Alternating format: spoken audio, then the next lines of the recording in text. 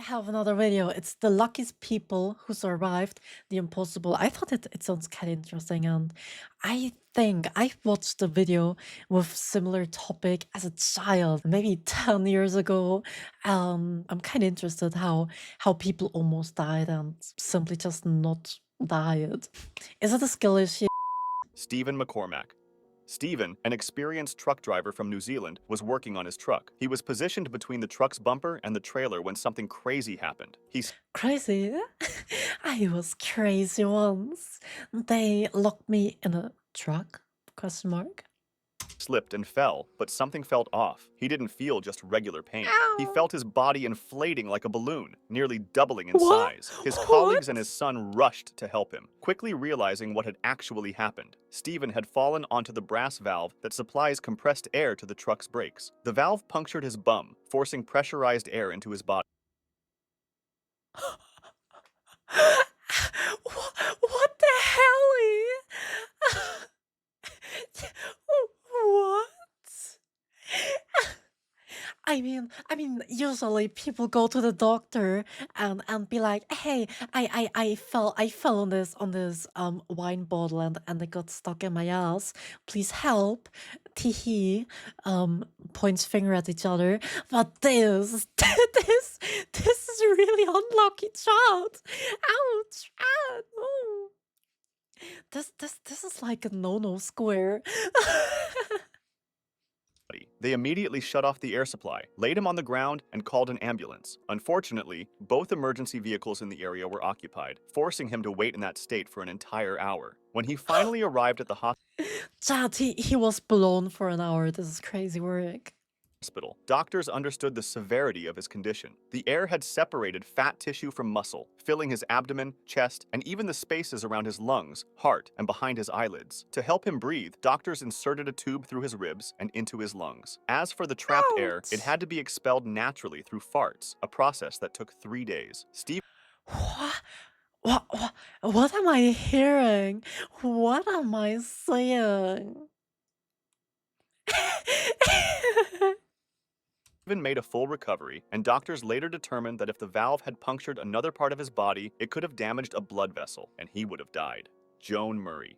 Joan Murray was an experienced skydiver, having already completed 35 jumps. Yeah, I mean, seems like she does one more. It was supposed to be just another routine dive, and as she plummeted at 120 miles per hour, she attempted to deploy her parachute. I say attempted because it didn't open. After multiple tries, she reached for her reserve parachute, which, to her relief, deployed successfully. However, another problem quickly arose. She began spinning uncontrollably, causing Chat, we go spinning again. Bad girls going to the microwave. the parachute's cords to tangle into a knot, rendering it useless. She crashed into the ground at 80 miles per hour, and upon impact, she heard a loud crack before losing consciousness. Joan fell into a coma and was rushed to the hospital, where doctors performed multiple complex reconstructive surgeries and blood transfusions. The entire right side of her body was crushed, yet, incredibly, 2 weeks later, she woke up from the coma and made a full recovery. The reason she survived was just crazy. By pure chance, she landed directly on a fire ant No. nest, disturbing the venomous ants. In response, they came out of their nests and swarmed her body.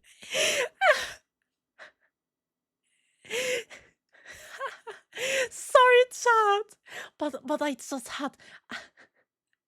I just had to think about the ant. The ant sees like a shadow, is like looking upwards, and the last thing they says just fucking John Murray. Poor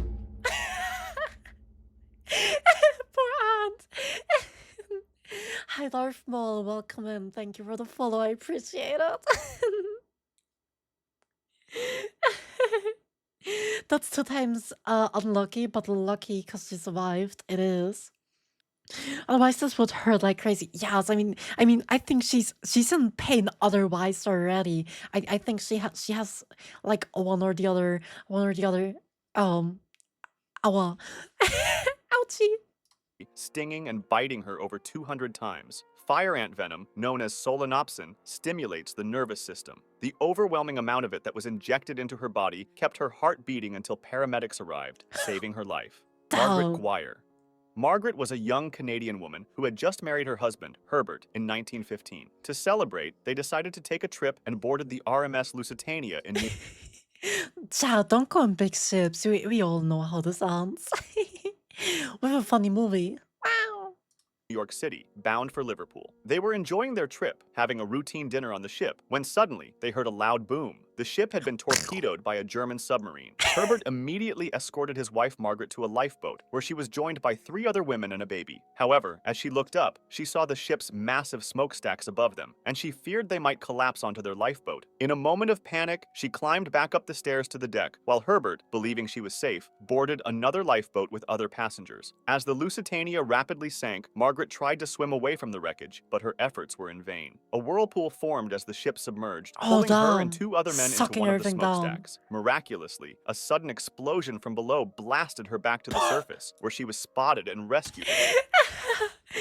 Damn. Fucking MLG in 1988.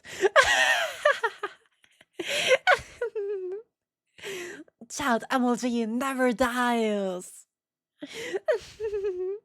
I wrote TNT cannon for real. What the hell?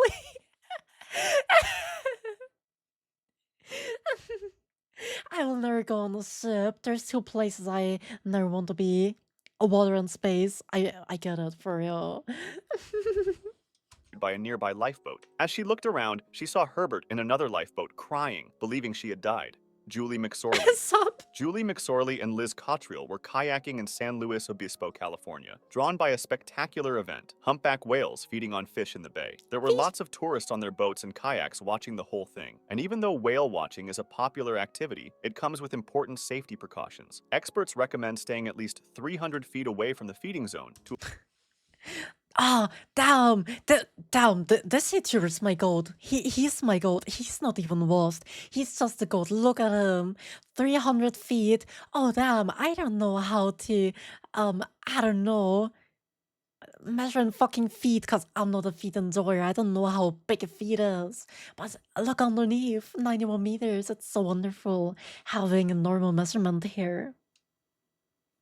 avoid dangerous encounters. Unfortunately, Julie and Liz misjudged the distance. A tightly packed swarm of fish, known as a bait ball, suddenly moved alarmingly close to them. But they weren't the only ones to notice. Their presence had also caught the attention of a humpback whale. Before they had time to react, the whale lunged forward to swallow the fish. But in the Hello, process, it also scooped up Julie and Liz. Trapped inside its massive mouth, they probably thought that they were about to be swallowed whole. After all, humpback whales can grow up to 56 feet long, a huge size from a human perspective. However, Damn. despite their enormous mouths, humpback whales have relatively small throats, only about the size of a human fist and capable of stretching to just 15 inches in diameter. That's They also practical. lack teeth, meaning the 2 women weren't crushed. Luckily, a whale's natural instinct is to spit out anything that isn't fish, and that's exactly what happened. Moments later, Julie and Liz were spat out from the whale's mouth and surfaced unharmed. Matthew Lowe. Matthew was heading to his factory for a routine shift, just like any other day. Upon arriving, he immediately got to work. As he walked past an automated conveyor belt, he No. suddenly felt his No, no, overall no, no, snag no. on something. Unfortunately, see it was that. the conveyor itself. Before he could react, he was pulled onto the belt and dragged Oh, toward no. a 5-inch Oh, opening. no. Within seconds, his entire body was forced. Still creepy to be fair. I will piss my pants. Wait, are you talking about the whales? Are you talking about the whale situation? So if you like get swallowed by a whale, you would piss your pants. So you would literally just piss in a whale's mouth. That's crazy work. That's crazy work. Damn, crazy, crazy, crazy. What I'm reading here.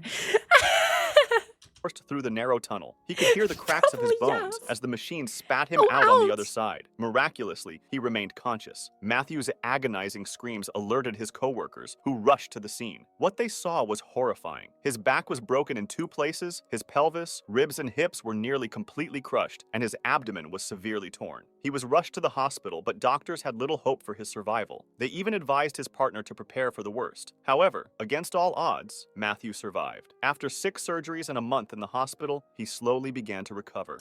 Damn, I did not expect him to. I mean, I knew he would survive, but like it sounds so painful. Do I want to survive this chat? Do I really want to? As if you would not. I no, I would not piss in a whale's mouth. I wouldn't. This is definitely not on my bingo card for this or any other year. No, it's not. It's not.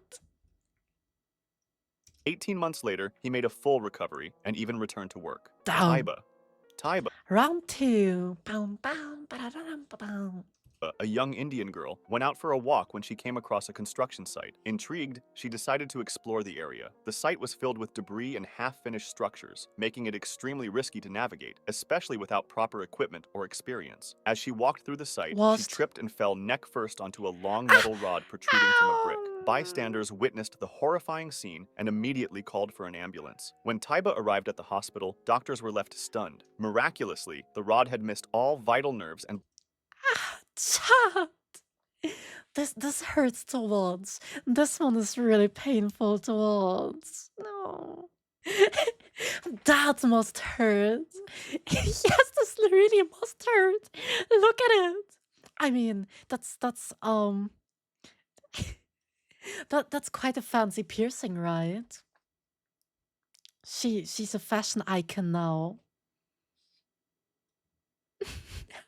I'm hurt from everything blood in this vessels in her video. head. After a 35-minute surgery, doctors successfully removed the rod. Amazingly, she was discharged just 3 days later. Had she fallen just a few inches further forward, she would have died.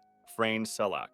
Frane Oh no. Selak is an elderly music teacher from Croatia, and he's both the luckiest and unluckiest man on earth. His Huh? first crazy experience happened in 1962 when he was on a train. A fault in the tracks caused the train to derail and plunge into the freezing river below. What the Most hell? passengers either died in the crash or drowned in the submerged train, but Frane miraculously survived with only a broken arm and managed to swim to shore. In 1963, just a year after the train incident, he was on a small plane when, mid-flight, both engines failed. As the aircraft went into a free fall, a malfunctioning door blew open, yanking Frane out of the plane. Without a parachute, he must have thought he was going to die. The plane crashed into a hill, killing all 19 passengers on board. However, Frane survived by landing on a haystack, escaping with only minor injuries. 2 years later, in 1965, he was traveling on a bus that was crossing a bridge. The icy Nah, conditions this caused the can't be bus's real. wheels to lock up, sending the vehicle crashing through the safety barrier and into No. the valley below. No. 4 passengers lost their lives, yet Frane survived once again.